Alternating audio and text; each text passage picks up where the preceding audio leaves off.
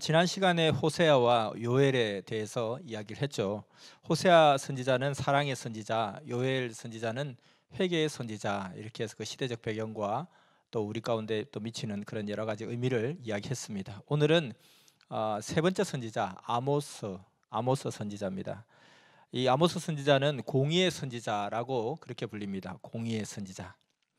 아모스 선지자가 활약했던 시대를 보면 BC 760년경에 활동을 했다고 합니다. 그러니까 호세아 선지자보다 조금 더 앞에 했던 그런 선지자였고요. 그리고 이 특징은 이 아모스 선지자는 본래 유다 나라 남유대 백성이었습니다. 그리고 사해 근처의 작은 마을에서 양치는 목자의 직업을 가지고 있었고요.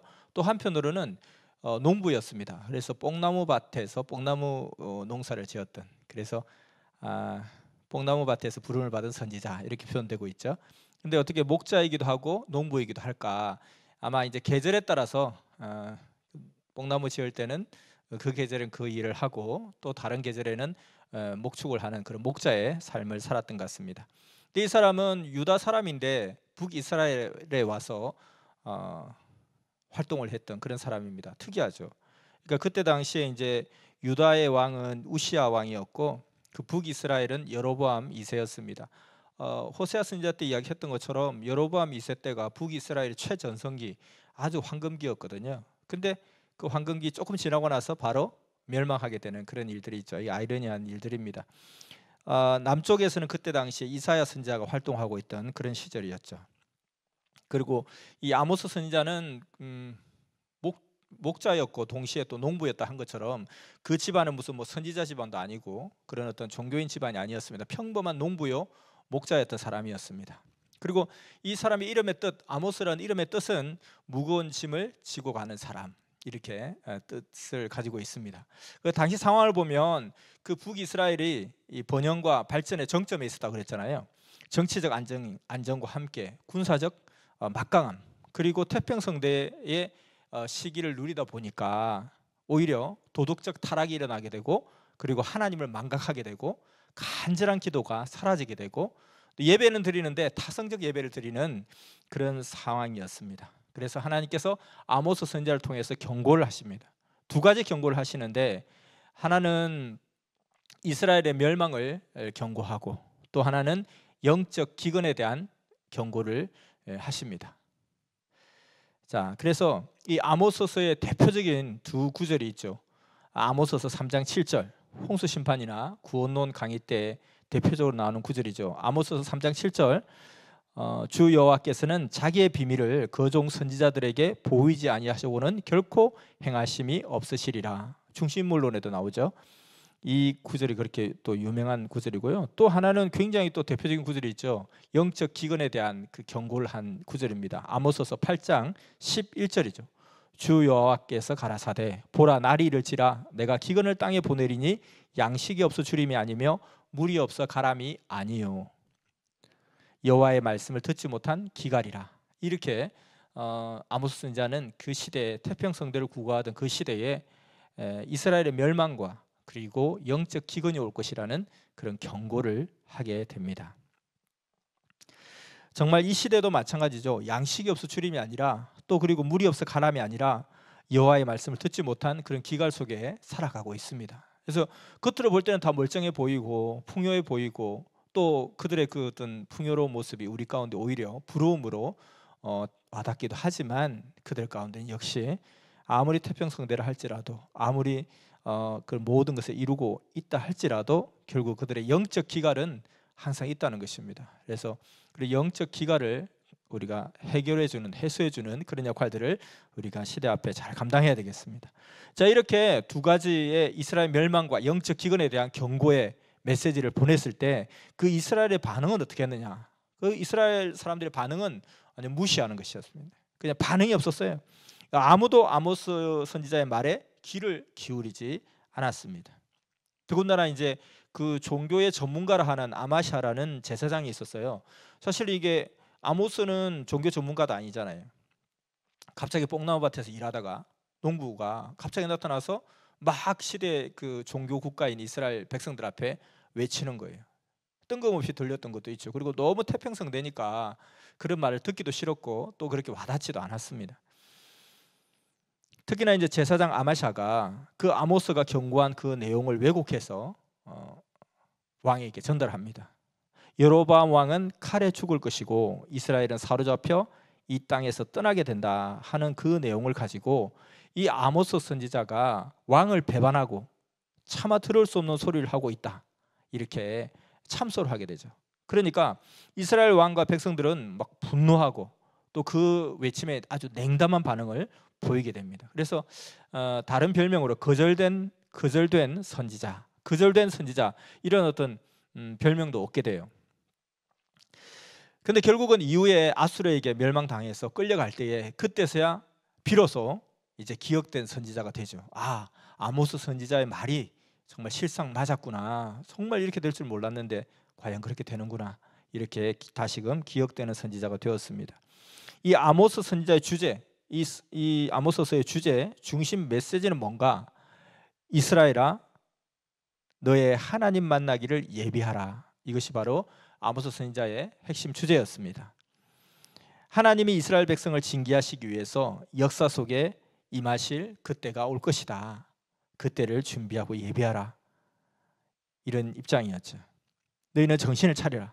정신 차리고 하나님 만나기를 예비하라 하는 것이었습니다. 그래서 이런 경고를 8가지 대상을 놓고 하나하나 경고를 하기 시작합니다. 첫째는 다메섹. 그 다메섹은 지금의 시리아예요. 사도 바울이 예수님을 믿는 제자들을 잡으러 다메섹으로 가다가 그 다메섹 가는 길 위에서 예수님을 만나게 되잖아요. 그 다메섹, 시리아입니다. 이 다메섹을 향해서 그들의 범죄상을 폭로하고 하나님의 심판이 있을 것이라는 것을 경고를 하게 됩니다.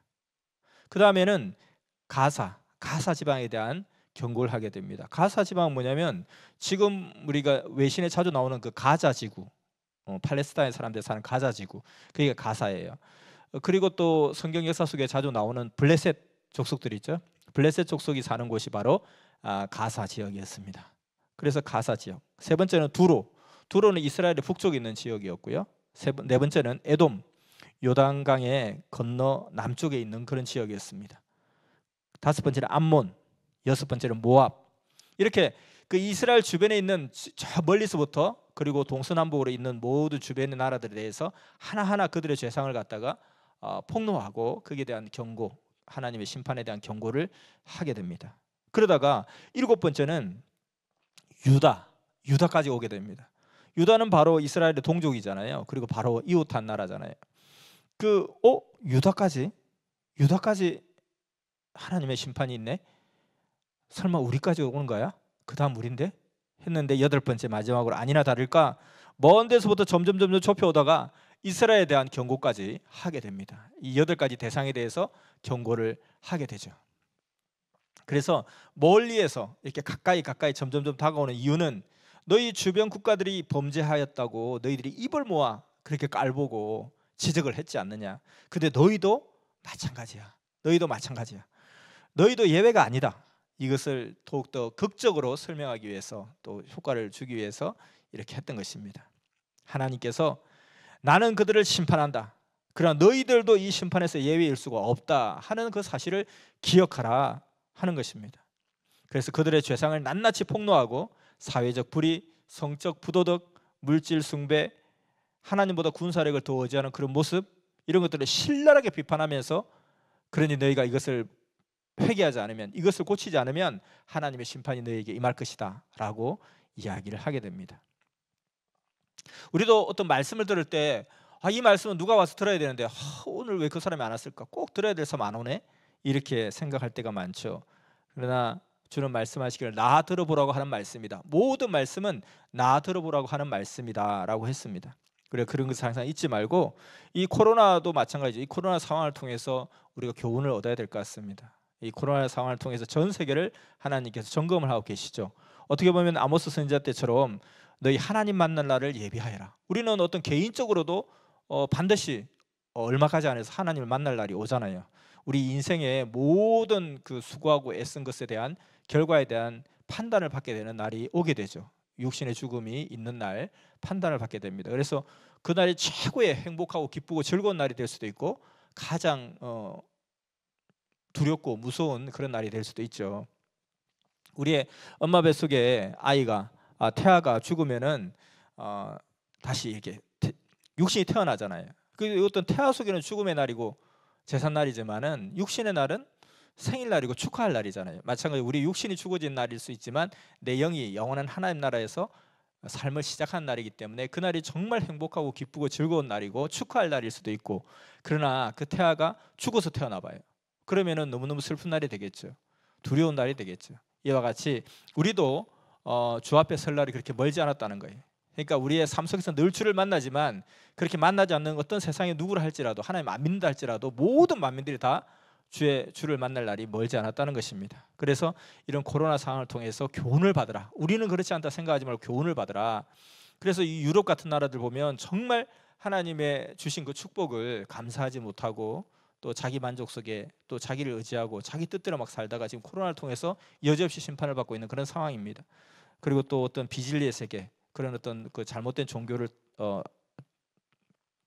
심판하시고 이제는 갑자기 끝났나 했더니만 또다시 또 어떤 그런 유흥과 또 어떤 그 성적 부도덕 이런 것들을 놓고 하나님이 심판하고 계십니다. 그러한 삶을 통해서 우리도 마찬가지다. 나도 나 자신을 돌아보면서 새롭게 하는 그런 계기로 삼아야 된다는 것입니다. 이와 같이 그래서 우리 섭리도 자기 만들기 그런 기도 기간을 계속해서 가지고 있습니다. 이 주어진 시간, 이 한정된 시간 안에 우리가 온전하게 회복할 것을 회복하고 바르게 정리할 것을 정리해야 되겠습니다. 자, 이스라엘 백성들의 그 죄악을 깨닫게 하기 위해서 이후로 또 아모스는 3번의 설교를 하게 됩니다. 그 3번의 설교의 내용을 보면 첫 번째는 하나님의 백성이라고 해서 잘못을 방관하지 않으신다는 것을 강조합니다. 그게 핵심입니다. 내가 너희를 선택했다. 그리고 이 기사와 이적으로 너희를 그 애굽의 종된 세계에서 구출해내었다. 그리고 나의 백성으로 삼았다. 나는 너희를 이와 같이 사랑한다. 하나님의 입장을 이야기하는 거예요. 그러나 잘못했을 때는 내가 방관하지 않는다. 사랑하기 때문에 채찍을 들 수밖에 없다라는 핵심 설교를 하게 됩니다. 하나님의 가장 큰 형벌이 상실한 대로 내어버려 둔다 그랬어요. 정말 하나님을 따르지 않고 믿지 않는 자들 어떻게 하느냐? 그냥 냅둬버린다는 거예요. 상실한 마음대로 그대로 내버려 두신다. 그것은 우리가 마치 부모가 자녀에게 네 마음대로 해라, 네 하고 싶은 대로 해라, 이것은 야 이제 내가 자유를 얻었다 내 마음대로 하라는 얘기 아니라 그냥 내가 너를 포기하겠다, 내가 너와 아무 상관이 없다. 이거는 하나의 저주라는 거예요. 심판이라는 거예요. 그 나이가 자유를 얻은 축복받은 것이 아니라는 것입니다. 그래서 이와 같이 하나님은 사랑하기 때문에 그냥 네 마음대로 해라, 그냥 자유롭게 냅두는 것이 아니라 잘못되었을 때는 채찍을 들고 심판을 하고 경고를 하시고 견책을 하신다는 것입니다. 예전에 하나님이 없다고 막 주장하는 그런 어떤 무신론자가 있었어요. 이 사람은 항상 다니면서 하나님 없다는 것을 증거하는 그 삶을 낙으로 삼고 항상 사람들이 많이 모이는 광장에 가서 사람들을 막 불러 모아놓고 여러분 하나님이 있는 것 같습니까? 하나님이 없는 것 같습니까? 저는 하나님이 확실히 없다고 생각합니다. 제가 그것을 확정했습니다. 이 자리에서 여러분 앞에 그 증거를 보여드리겠습니다. 그래서 사람들이 그러면 막 모이죠. 관심 있게 모일 거 아니에요? 정말 하나님이 있나 없나 다 하나님 믿는 그런 시대고 특히나 근데 하나님이 없다는 걸 제가 확인을 시켜줄 수 있다는 거예요. 그러면서 사람들이 모여들면 그때부터 이런 이야기 합니다. 만약에 하나님이 살아계시다면 내가 이 자리에서 하나님 욕을 하고 하나님 비판을 할 테니까 하나님 살아계시면 나에게 벼락을 떨어뜨리시든지 나를 갖다가 입을 뭐 벙어리가 되게 하든지 뭔가 그런 일을 하지 않겠습니까? 만약에 하나님이 없다면 내가 아무리 하나님 욕을 해도 하나님은 아무 말도 하지 못할 것입니다 하고 막 하나님을 욕을 하는 거예요. 그리고 한참 지나고 나서 보세요. 하나님이 계시다면 제가 이렇게 멀쩡할 수 있습니까? 그리고 제가 이미 요구하고 요청했지 않습니까? 만약 하나님이 계시면 저를 불쌍히 생각하지 마시고 저를 그냥 벼락 맞아 죽이세요. 뭐 이렇게 했다는 거예요. 그렇게 막 신나서 막 이야기하니까 사람들이 전부 다 그게 동요가 되는 거예요. 왜 하나님이 나타나지 않지? 진짜 저 사람 말이 맞나 보다. 나도 좀 그렇게 생각하기도 했어. 저 사람 말이 일리가 있다. 이렇게 하던 차에 기고만장했던 그 인거설 앞에 저 뒤에서 어떤 할아버지가 이야기를 하는 거죠. 오늘 당신이 증명한 것은 하나님이 없다는 것을 증명한 것이 아니라 당신은 하나님과 아무 상관이 없다는 것을 증명한 것에 불과합니다. 저는 제 삶을 살면서 내가 조금만 잘못해도, 조금만 무지한 짓을 해도 하나님께서 여지없이 나타나셔서 내게 견책하시고 경고하시고 사랑의 채찍을 때리시고 칭찬하시고 격려하시고 내 모든 것의 삶에 주관하고 간섭을 하시는데, 오늘 당신의 삶 속에서는 하나님께서는 아무 반응도 하지 않으셨습니다. 그것은 하나님이 없어서가 아니라 하나님이 당신을 버리셨다는 증거요, 당신은 하나님과 아무 상관없다는 증거에 불과한 것입니다. 이렇게 이야기를 하게 돼요. 이와 같이 하나님은 그 아모스 선지자가 그 백성들 앞에 외쳤던 것처럼, 하나님은 정말 내가 너희를 너무너무 사랑한다, 그래서 내가 너희를 이렇게 역사 가운데 이렇게 해왔지 않느냐, 그렇기 때문에 내가 사랑하기 때문에 너희가 잘못했을 때 나는 방관하지 않고, 너희가 잘못했을 때는 내가 반드시 채찍을 들 수밖에 없다 하는 이야기를 하시는 것입니다. 두 번째 설교는 그 이스라엘 당시의 여성들의 그 사치와 허영을 지적하셨습니다. 사치와 허영에 들떠서 하나님을 경외하는 마음을 저버리고 이웃을 섬기는 그 정신도 잃어버린 그런 상황이었습니다. 그 이스라엘 민족에게 주어진 그 풍요는, 그 능력은, 그 권세는 하나님의 뜻을 위해서 쓰라고 주신 것입니다. 우리도 마찬가지죠. 우리 개개인도 자기가 더 능력이 있고 뭔가 권세가 있고 뭔가 더 많은 부가 있고 지혜가 있다면 그것은 다른 사람을 무시하고, 그리고 뭐 자기만을 위해서 살라고, 그리고 하나님도 필요 없다고 그렇게 하라고 준 것이 아니라 다른 사람을 위해서 살라고 주신 능력이요, 권세라는 것입니다. 내게 주신 모든 풍요는, 내가 건강하면, 내가 더욱더 지혜가 있으면, 내가 남들보다 더 뛰어난 부분이 있으면, 나는 이렇게 잘하는데 왜 다른 사람 저렇게 못할까, 정말 그런 부분이 있으면 그것을 가지고 다른 사람을 책망하고 답답해하고 지적하고 다른 사람들을 갖다가 무시하고 그런 데 쓰라는 것이 아니라 그들을 도와주고 그들을 이끌어주고 그들을 위해서 살아주고 그렇게 하라고 우리 가운데 풍요를 허락하셨다는 것을 절대 잊지 말아야 되겠습니다. 그래서 이 시대 두 번째 설교에서 이스라엘 여성들의 그 사치와 허영을 지적하면서 그들은 정말 자기들의 풍요로움을, 자기들의 어떤 만족을 삼고 다른 사람을 무시하고 이웃을 섬기는 자세도 잃어버린 그런 상황을 아모스를 통해서 하나님은 견책하시고 경고를 하셨습니다. 세 번째는 군사적 강건함으로 인해서 그들은 하나님을 의지하지 않았습니다. 경제적 풍요로 인해서 도덕적 타락이 있어 왔습니다. 그래서 결국은 나아가서 종교적 부패로 이어지게 되죠. 이것을 경고하신 것입니다. 그래서 오직 자기 유익과 자기 만족만을 위해 살아갔던 그런 삶, 그래서 종교적 부패로 인해서 그들의 모든 종교 행위도 의식화되어 갔습니다. 의식화라는 것은 겉으로만 엄청나게 꾸미는 것을 이야기하죠.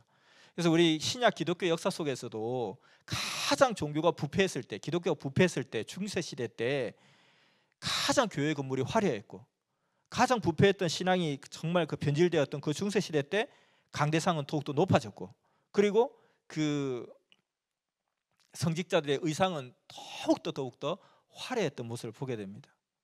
그러니까 이것이 바로 종교의 의식화죠. 그 종교 부패에 극심했던 중세 때 교회 건물이 제일 화려하고 웅장하고 크고 강대상은 더욱더 높아지고 성직자들의 옷은 더욱더 화려해지고, 이런 것이 의식화라는 것입니다.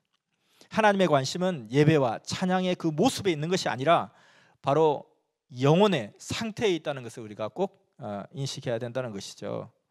그래서 우리의 모든 삶도 마찬가지로 실속이 없으면 자꾸 외적인 것에 치중하게 됩니다. 이것이 당시 종교의 비극이었다는 거죠. 그래서 이렇게 세 가지의 어떤 설교를 하면서, 그리고 앞서 8가지 대상에 대해서 그 모든 죄를 다 낱낱이 다 파헤치고 거기에 대해 경고를 하면서, 그러면서 이 이스라엘에 대한 심판을 5가지 환상을 통해서 보여주십니다.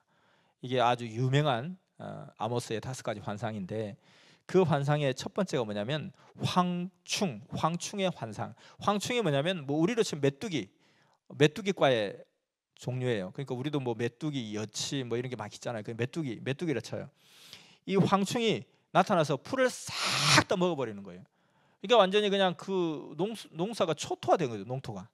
그러니까 이제 사람들이 기근에 시달릴 수밖에 없는 그런 거죠. 정말 너무너무 소름 끼치도록 무섭더라는 거예요. 그래서 그 황충이 완전히 풀을 다 먹어버리고 환상을 아모스가 딱 보면서, 하나님이 이렇게 심판한단 말인가? 하나님 안 됩니다. 우리 다 죽습니다. 이러면 우리 다 죽습니다. 하나님 정말 안 됩니다. 그렇게 이야기하거든요. 그러니까 하나님이 그러면 네가 그렇게 원치 않는다면 내가 이것을 철회하겠다 이야기하세요. 자, 이래서 우리가 기도가 그래서 너무너무 중요한 거죠. 운명론으로 그냥 받아들이고 뭐 어쩔 수 없다, 뭐 어쩌라고 뭐 이렇게 된 이상 뭐 어쩔 수 없지, 뭐 하나님 심판하신다는데 그러지 말고 이 아모스처럼 간절하게 하나님 앞에 매달려 보라는 것입니다. 그렇게 했더니만 저주를 철회하시겠다라고 이야기하세요. 그래서 첫 번째 그 환상을 보고 아모스의 간절한 그 기도로 말미암아 하나님께 그것을 심판을 하지 않겠다고 철회하셨어요. 두 번째는 타는 불꽃 환상, 타는 불꽃 환상을 보게 된 거예요. 이것은 불로 인한 저주를 내가 내리겠다 이 말이거든요.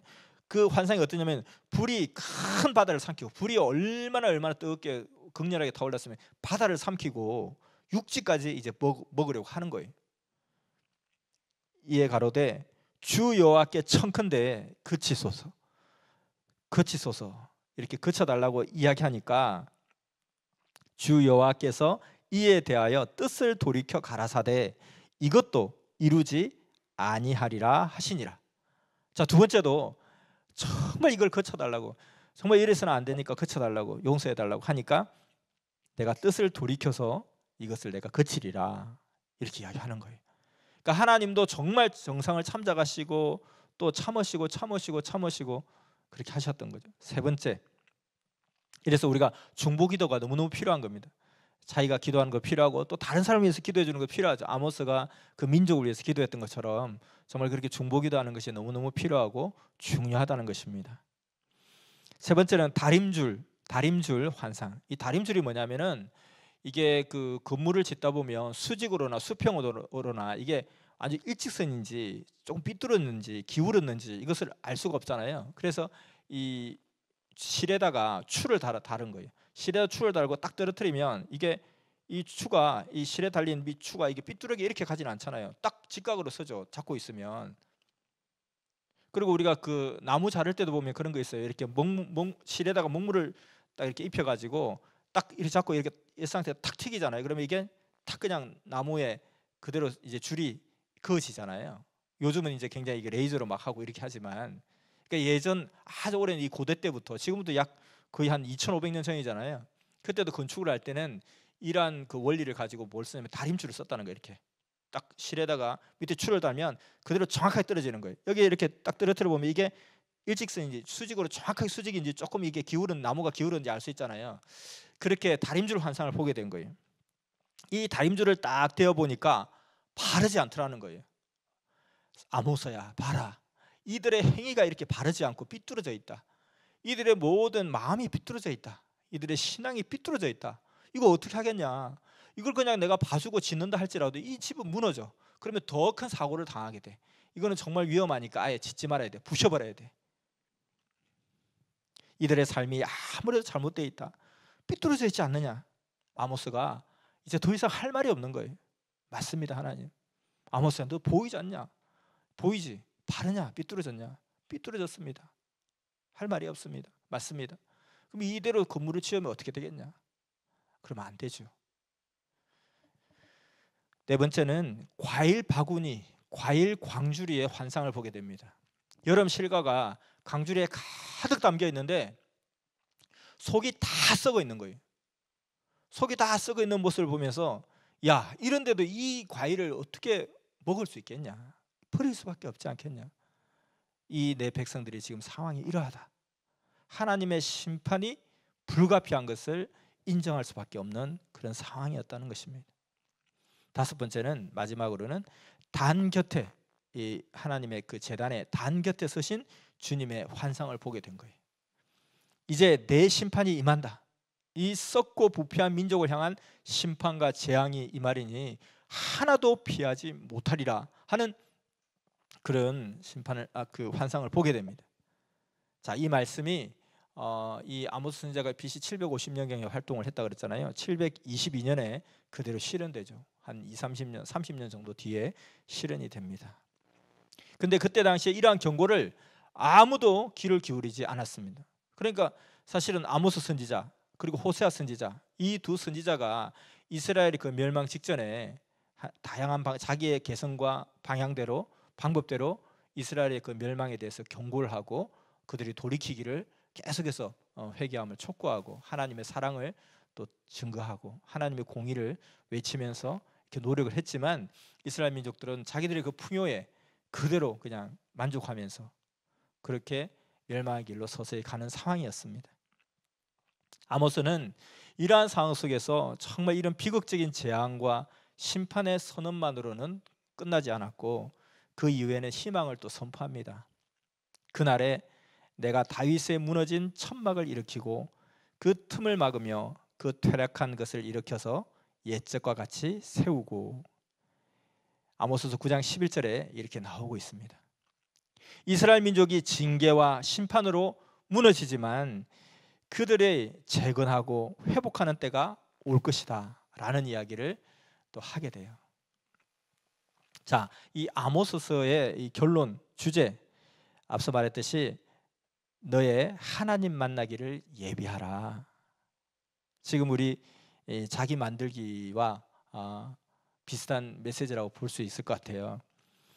지금 우리 상황들은 마치 예수님께서 그 이야기하신 1화에 나오는 것처럼 달란트를 맡기고 떠난 주인과 같은 그런 상황입니다. 이게 우리에게는 각자의 주신 달란트가 있어요. 이것을 이제 자꾸 이렇게 불려야 되죠. 불려서 주인이 올 때 그것을 내가 이렇게 불렸나이다 하고 내놓아야 되는데 여전히 그대로 땅에 묻어두고 가만히 갖고 있었던 그 종은 책망을 받게 되죠. 이와 같이 지금 우리도 앞으로 엄청난 축복의 때가 있을 것이기 때문에 엄청난 하나님의 계획이 있기 때문에 부지런히 지금 자기를 만들려고 하는 것이죠.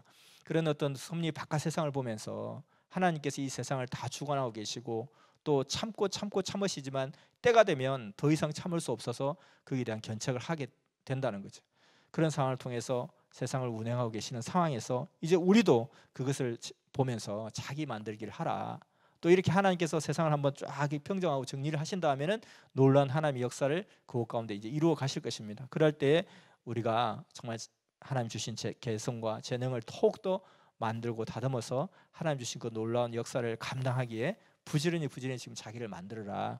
지금 언제 온라인 예배 끝납니까? 언제 교회 갈 수 있습니까? 지금 그럴 차원이 아니라 지금 시간을 아껴서 세월을 아껴서 부지런히 내가 무엇을 더 가다듬어야 되고 내가 무엇을 더 새롭게 해야 되고 내가 무엇을 더 깨끗하게 해야 되고 내가 무엇을 고쳐야 되고 무엇을 더 겸비해야 될지 그것들을 생각하면서 부지런히 자기 만들기를 하라는 거죠. 이렇게 또 자기 만들기 할 때는 그런 축복을 또 주신다는 것입니다. 특히나 지금 하나님 성령님 만나는 길을 뚫으라 이런 말씀도 하셨잖아요. 이번 70일 기도 기간에 바로 그런 일을 하라. 그럼 이것은 하나님 주신 기회라는 거죠. 이 기회를 잘 살려서 그래 내가 정말 눈만 감고 하나님 부르면 하나님께로 쑥 앞에 나갈 수 있는 성령님 하면 성령님 앞에 싹 내가 다가갈 수 있는 그렇게 교통할 수 있는 교감이 될 수 있는 그런 어떤 차원의 길을 이번에 나만의 특허의 길, 나만이 다니는 나만의 길, 이 길을 이번에 뚫어보라는 거죠. 이것은 하나님께서 슬쩍 지나가면서 하시는 말씀이고 이것은 굉장한 기회라는 거죠. 이것을 그냥 너희 이거 안 하면 죽는다, 이거 안 하면 큰일 난다, 이거 안 하면 너 그냥 인생에 그냥 두고두고 후회할 거다 이렇게 말씀하면 그만큼 우리의 뭐예요? 점수가 없다 그랬잖아요. 그냥 이렇게 말씀하실 때에 70일까지 기도를 하라고 할 때는 뭔가 대단한 주실 것이 있어서 그런데 무엇이지? 그런데 말씀 가운데 하나님 성령님 만나는 길을 만들어라. 이것을 이번에 딱 생각하고 이 기회에 이걸 해야 되겠다. 하나님 약속하셨잖아요. 하나님 약속하셨으니까 주십시오. 간구하겠습니다.